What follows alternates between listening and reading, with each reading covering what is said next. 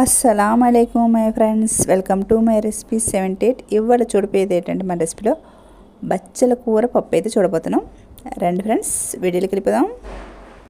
ముందుగా ఇలాగా బచ్చల కూరని నీటిలో వేసి కొంచెంసేపు ఉంచితే కింద మట్టి అంతా పోతుంది. చూసారా ఎంత రెడ్గా వచ్చిందో.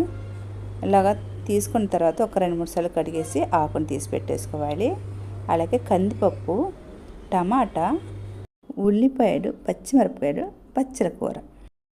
ఇలాగా మనకు సరిపడైతే కందిపప్పు తీసుకోవాలి. ఇలా కందిపప్పు తీసుకున్న తర్వాత ఇలా శుభ్రం కడుక్కొని ఇలా స్టవ్ మీద కుక్కర్ పెట్టుకొని నీళ్ళు పెట్టేసుకున్న తర్వాత ఇలా పప్పు వేసుకోవాలి. పప్పు వేసుకున్న తర్వాత పసుపు 1/2 టేబుల్ స్పూను, పచ్చిమిరపకాయలు, అలాగే క్లీన్ చేసి పెట్టుకున్న బచ్చల కూర. ఇప్పుడైతే కుక్కర్ మూత పెట్టుకొని నేనైతే ఒక 3 విజిల్ వచ్చేంతవరకు అయితే పెట్టేసుకుంటున్నాను. ఇలా 3 విజిల్ అయిపోయిన తర్వాత ఇప్పుడైతే కుక్కర్ మూత తీసుకోవాలి. ఇప్పుడు దీంట్లో ఉప్పు అయితే నేను వేయలేదు. ఇప్పుడైతే ఉప్పు వేసుకోవాలి.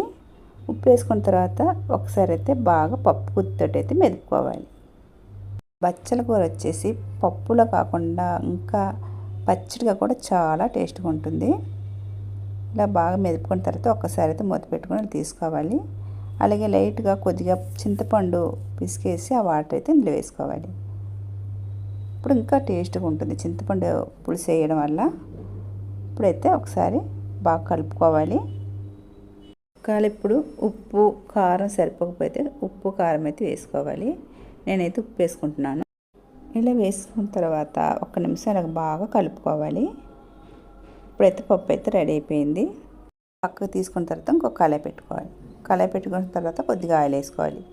కొద్దిగా ఆవాలు, కొద్దిగా జీలకర్ర వేసుకున్న తర్వాత ఇలా వేసుకున్న తర్వాత ఒక 4-5 ఎండుమిర్చి అయితే వేసుకోవాలి.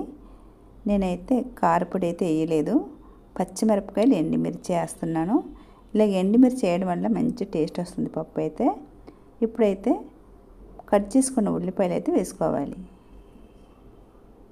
కరివేపాకు ఇలా బాగా వేగిన తర్వాత ఇంగువ వేసుకోవాలి. ఇంగువ వేయడం వల్ల కడుపుకు చాలా మంచిది. ఇలా వేసుకొని ఒకసారి ఇలా కలుపుకున్న తర్వాత మన బచ్చల కూర పప్పులు అయితే వేసుకోవాలి. ఓకే, అంతే, బచ్చల కూర పప్పు అయితే రెడీ అయిపోయింది. అలాగే మీకు నచ్చితే కనుక లైక్ చేయండి, షేర్ చేయండి, అలాగే సబ్స్క్రైబ్ చేసుకోండి. చూసే ఎవరైతే ఒక లైక్ అయితే కొట్టేయండి. బాయ్ ఫ్రెండ్స్, రేపు మరొక వీడియోలో మళ్ళీ కలుద్దాం. బాయ్.